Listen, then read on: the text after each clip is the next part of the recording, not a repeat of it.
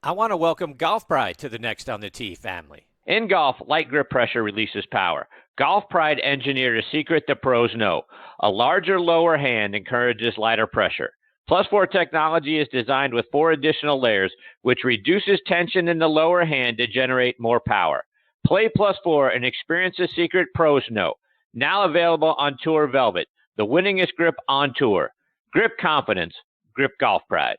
All right, now joining me on the French Lick Resort guest line. This is one of the wonderful things about doing this show and becoming acquaintances and then becoming friends from there is having guys like my next guest, Andy Lano II, joining me on the show. Andy sent me a text message on my drive home tonight, telling me about a recent trip that he had and something that we talked about here on the show a couple of weeks ago, out to a course called Old Head. And folks, if you haven't, listened to that segment, please go back, find us on, we're on so many different podcasting sites. Certainly you can find us on Podbean and iHeartRadio, and take a listen to that segment, because it was fortunate enough that I got to have their brand manager, Brent Dornforn from Old Head, on the show and talking about what a wonderful place it is. And it has certainly risen to one of the top courses that I have on my bucket list to go play. And it's an absolutely spectacular piece of property, one that's, barely 20 years old, but you'd swear it had to have been there since the 16 or 1700s, because let me just tell you, it is on a piece of land in Ireland that stretches out 2 miles. It's a peninsula now, 2 miles out into the ocean and 300 feet above it, and it's got a great golf course on it. Well, anyway, Andy sent me a text message and said, guess what? I played Old Head, and it was spectacular. I said, geez, will you come on the show and talk about what it was like? And he said, absolutely. And I'm very honored that he's taken a few minutes out of his night to come back on the show. Hey, Andy, how are you? Hey, Chris, doing great. Yeah, doing great. Love the show. And you just explained it. It was absolutely fabulous. Yeah. What got you there and what was it like? Well, it was a pre-planned trip. I had 8 of my buddies. We started last September planning the trip. None of us had been to Ireland to play golf, and we heard all the great stories about playing links golf. As you know, it's so much different than American golf, because you obviously play it along the ground, which a lot of us don't have a whole lot of experience doing. But hey, we wanted to go over there and give it a whirl. So we scheduled some of the 6 really top golf courses in Southwest Ireland over there. And our first course was like Inch, where they're actually playing, the Irish Open this week. But anyway, Old Head was our second course. And, you see all the pictures and you hear all the raves and all that. And we had like a 2-hour limo ride to it. And we got up to the point and the steel gates opened up and we go down this single lane road to the clubhouse. And the minute that happened, that was it for me. I mean, it was fantastic. I mean, the conditions were outstanding. They treated you just like, a member, because they don't know any different. I mean, I got the same treatment that, the normal members get. I mean, they did that for everybody. The caddies were terrific. The food was terrific after. I mean, we played it in a 40 to 50 mile an hour wind. And my caddy told me now the sun was out, so it was fine. But if I told you some of the stories, like hitting 9 irons 210 yards versus crushing my 3-wood 185 into the wind. So I'm not sure by any means, but the challenges, like your guest had mentioned about taking on the elements, we definitely took them all on. And the caddy that I had told me that if they had conditions like this for a tournament, everybody would walk in. I said, well, it's too pretty out here. There's no way I'm walking in. I can tell you that much. It was amazing. I don't care if I shoot 1,000. It was incredible. So that's an interesting point, right? I mean, if it was sunny and you got 40 to 50 mile an hour winds, yeah, you'd have to drag me off the course too. How did you deal? Right? How did you figure out how far things were going to travel and all of that? Or is that really secondary? Like, it doesn't matter what I score. I'm out here at Old Head. Well, this is spectacular. I don't care. Yeah, you know what? You're right, but just being the competitor and the ex kind of competing kind of individual that I am, and having my tour caddy experience, I'd caddied in conditions like that many, many times. So I considered myself to have an advantage that day on my cohort, so to speak. And then to have the local caddy who had been there quite a long time, and to have his input on green reading, etc. It was interesting to have him try to say, you probably need to hit this. And I'm thinking, no, bro. I go, I'm going down 2 clubs. And he'd look at me kind of funny. And all of a sudden, I hit a 9-iron in there 12 feet from 190, because all you do is you just get it up in the wind and the thing just goes and bounces. So it was definitely challenging, but it was quite a very fair golf course, even in the wind. Wide fairways, tremendous condition. I mean, honestly, the greens were lightning. And obviously they got a few of them got borderline unplayable with a 50-mile-an-hour wind like but I mean, again, that was all kind of secondary. That's just the way it worked out. And we did catch great weather in Ireland, actually, for our 6 days that we were there. So, Andy, for those of us who have seen the pictures but wonder what it's like to be on that golf course, condition, wind aside, and all that sort of stuff, kind of take us through it. Let us see it through your eyes. What was the golf course like, and what was the scenery and the surroundings like? So, honestly, it's pretty hard to concentrate. I'm looking out almost every hole. I'm going to think almost every one of them. I can't remember, maybe 1 or 2 where you cannot look out over a cliff. And you got to be careful where you're walking too. I mean, they are real guarded out there, but I mean, just the view, and to think that you're trying to hit a golf shot. Like, I aimed one hole, I remember, was a par 3, looked like you could spit on the green. I aimed it 80 yards right of it, and the wind brought it back. And then another time I sent one out over the ocean. Like, I tried to hit it in the ocean, and the wind blew it back onto the fairway. So you have to have a really kind of an imagination that you probably never have taken on before, because you really don't get those kind of conditions here unless you're, at Pebble, or you're on the coast somewhere where it can blow a little bit, whatever. But I mean, like I tell people, and not to knock Pebble, but I mean, this place was Pebble on steroids. It was incredible. Like, it was amazing. I mean, I can't, say enough great things about it. And like I was saying earlier to you, I look forward to getting another swing at it when I actually know where I'm going. Because, when you play a course blind, it's kind of tough to try to figure out, but when you get that one round and you kind of know, you know what, I know that knob's over there, or I know that certain things kind of in that place, and that makes it even more fun. You mentioned, having to be careful where you walk, because, again, it sits about 300 feet above the Atlantic Ocean, and you got rocks and all that other stuff. So, when you're peering over the edge every once in a while, what's it like? Well, the way I was playing golf that day, I almost wanted to jump, but I didn't, because, you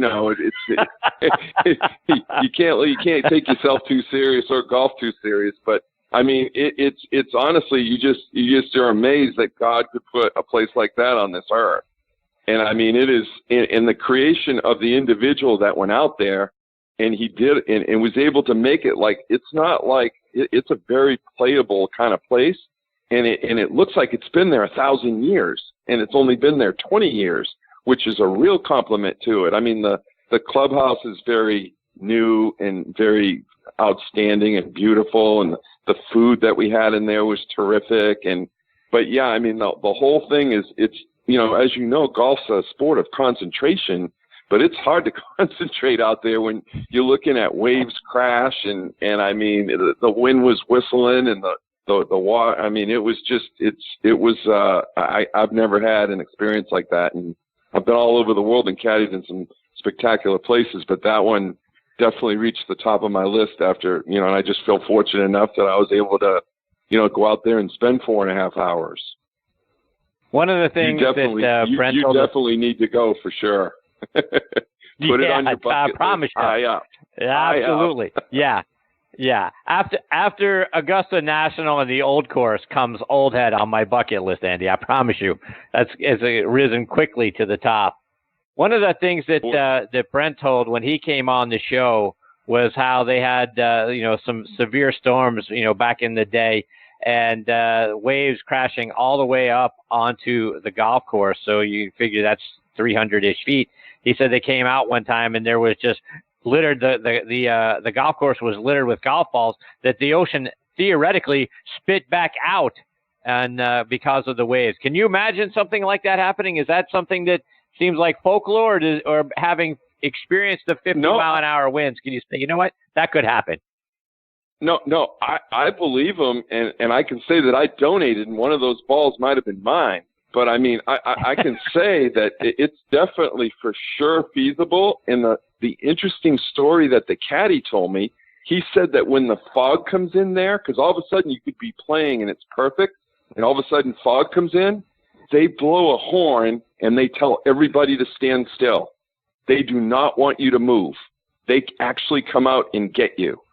So, I mean, that's kind of freaky when you think about it. If you're at a golf course, you could find your way back to they don't even want anybody, because if you make a mistake, there isn't much room out there. You could, it might not be good. So when he told me that, and after walking 5 or 6, 7 holes, I'm like, yeah, I can see that for sure. But for sure Mother Nature is something, as you know, you can never underestimate. And if those swells are getting that high and blasting up and that fairway that he talks about actually is kind of a downhill par 5, number 17, pretty hole. So I don't want to say it wasn't the highest of the 300 feet, but it was still quite a drop from there. And it wouldn't surprise me at all to have the ocean and the Atlantic Ocean spit those balls back out onto the property. I'm a believer after what I saw, for sure. Andy, just a couple more before I let you go. And you said you've caddied out there where there have been, conditions similar to that. What kind of events were you a caddy at where you saw winds that whipped that hard? Well, let's see. One of them for sure was I don't know if you remember, but you might, the Honda Classic. We used to play it at TPC. What was it? Eagle Trace. Okay. So this is a course where, in Florida, and I mean, like the average score when we got done that day was like 78 for the PGA Tour. So if you shot 404, you shot I think par was 72. If you shot 2 or 3 over, you picked up tons on the field. And if you go back, obviously the Honda is not played there anymore. They moved courses, but that was one of the high wind places that I played. Pebble Beach got up there a few times in the AT&T for sure, to where you were lucky. If your rotation you were on Spyglass, you were loving life, because you sure didn't want to be on Pebble trying to play 6, 7, 8, 9, and 10 in a left to right crosswind blowing 40. I mean, the wind is the most feared element of any PGA Tour golfer, and he'll be the first to tell you that. They'll play in the rain, they'll play in the cold, they'll play in everything, but the wind is the one that is the great equalizer, the one that they really can't conquer, or they can, but that's the hardest one for them to conquer, is what I saw in my experience out there. So, Andy, before I let you go, and just to finish up on Old Head, you've certainly seen all the world's best for the most part. Where does Old Head rank for you amongst the best courses to play? I mean, for me, it's in my top 5. Okay, so obviously I put the Masters, and I put St. Andrews is more historic for me, but yeah, I mean, I like LA North. I mean, I like some of the Mackenzie places like the Valley Club and Pasatiempo and some of the the West Coast secrets, and there's some great obviously tons of great courses here in America, but I mean this place, I mean I haven't seen anything close to it. Like I said, I mean Pebble Beach would be the closest that I've seen, and I haven't played a lot of courses on cliffs like that, but I mean it's magnificent. And to think, I mean, the rate to play it as a non-member is $430. Well, they charge I think it's over $500 now to play Pebble. So it's a heck of a deal, to say the least. So, like I said, if anyone's thinking about going out to Ireland and they're going to go, make sure you go and find a way that your scheduling company or whoever you're working with, that they get that one in there, because it is special for sure. Andy, thank you so much, first of all, for sharing it with me on my way home. And then second, for taking time out of your night to come back and tell the story. It was awfully nice of you to do both of those things.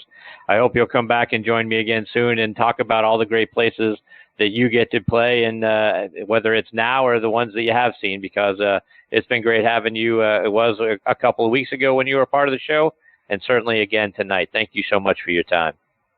Well, I appreciate it, Chris, and love the show. And anytime I can contribute to help you out, I'm here for you. I appreciate it. Hey, let our listeners know how they can follow you on social media. So social media, I'm on, you can Lano II on Twitter, and then it's Lano II on Instagram. And they can go to, www.golfmastery.net. And they can check out, my experiences and things that I'm doing now to help grow the game of golf. Andy, again, thank you so much, my friend. You're spectacular. I look forward to catching up with you again soon. Thank you, Chris. Travel safe on the way home. Take care. See you, Andy. Thank you. You too. It's Andy Lano, Lano, and I know 2 I's, so for 2. So Andy Lano II. He's a great follow. He's doing a lot of really good things. Golfmastery.net is his website. Check him out there as well. And folks, again, if you haven't, checked out oldhead.com, very easy.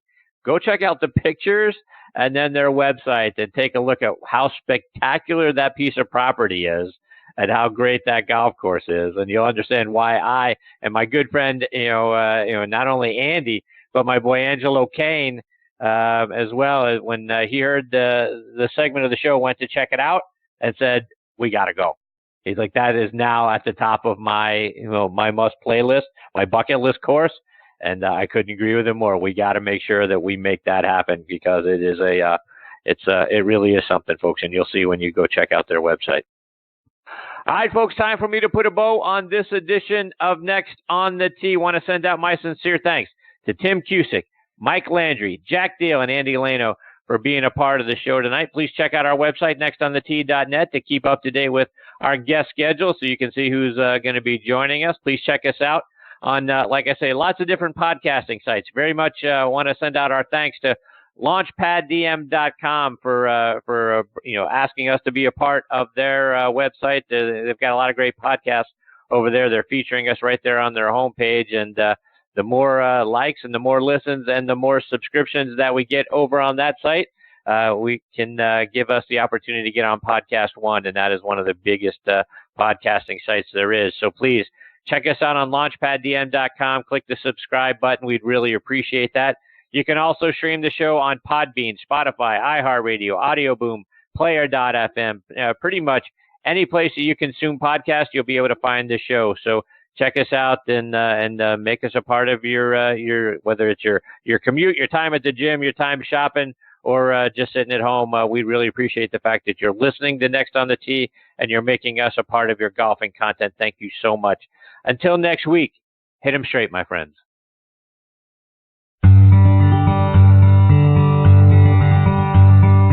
You've been listening to Next on the Tee with Chris Mascaro, where PGA and LPGA pros and top instructors and media members go to tell their stories.